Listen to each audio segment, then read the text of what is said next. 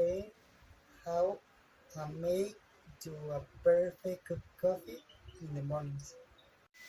First, you need to boil some water in a kettle.